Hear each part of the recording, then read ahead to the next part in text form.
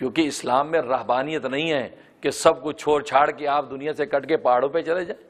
لا رہبانیت فی الاسلام، نبی نے کہہ دیا کہ رہبانیت نہیں ہے اسلام کے اندر جنگلوں میں جا کے خدا کی عبادت کرو. نہیں، ربانیت فی الاسلام میں ربانیت ہے، رب کے بن کر تم اسی دنیا میں رہو. اس دنیا میں رہ کے تم رب کے بن کے رہو. کمال تو یہ ہے اس دنیا میں رہتا ہوں، طلبگار نہیں ہوں، بازار سے گزرا ہوں، خریدار نہیں ہوں. مزہ یہ ہے مومن کا، اس دنیا میں رہ کے اس دنیا کے خالق پہ جب نگاہ ہوتی ہے. پیران پیر شیخ عبد القادر جیلانی رحمۃ اللہ علیہ فرماتے ہیں مومن کی شان یہ ہے کہ دستکار میں دل یار میں، یہ 10 ہاتھ کام کاج میں ہو اور دل یار میں پھنسا ہوا ہو. فرمایا یہ مومن کی شان. دکان چلاؤ، زراعت کرو، ہل چلاؤ، گاڑیاں چلاؤ، دنیا کے دھندے کرو. آپ دنیا کے دھندے کرتے رہو اور دل و دماغ میں خدا کی محبت چھائی ہوئی ہو. یہ مومن کی شان. اور یہ پاسبل ہے.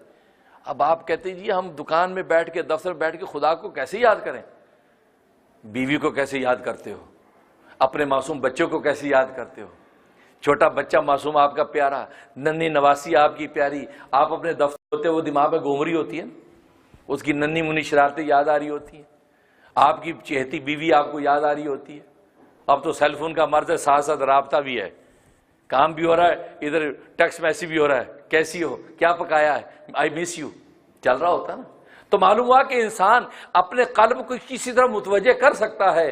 بس یہی کہہ دیا پیران پیر نے کہ بس دستکار میں دل یار میں اپنے دل کو بس اس یار کی محبت میں لگانے کی مشق کر لو. بس پھر کیا ہوگا، تم سوچو نہ سوچو ہر وقت خدا کا دھیان تمہیں نصیب ہو جائے گا. اتنا سا سبق ہے. لیکن دیکھو دین نے دنیا چھڑائی نہیں، دنیا کو لے کر چلنا سکھایا کہ دنیا کو لے کے چلنا کیسے ہے. دین دنیا چھڑاتا نہیں ہے بلکہ دنیا کو پاکیزہ فلٹر کر کے تمہیں دیتا ہے، پاکیزہ فلٹر دیتا ہے. کھانے سے منع نہیں کیا لیکن گندگی اور غلاظت کھانے سے منع کیا. خنزیر نہ کھانا، شراب نہ پینا، کتے نہیں کھانا، بلیاں نہیں کھانا، بلکہ پاکیزہ جو تمہیں چاہیے پاکیزہ چیزیں کھانا. یہ اسلام اور دین تمہیں یہ کہتا ہے. کھانے سے منع نہیں کرتا بلکہ تمہارے کھانے کو پاکیزہ کرتا.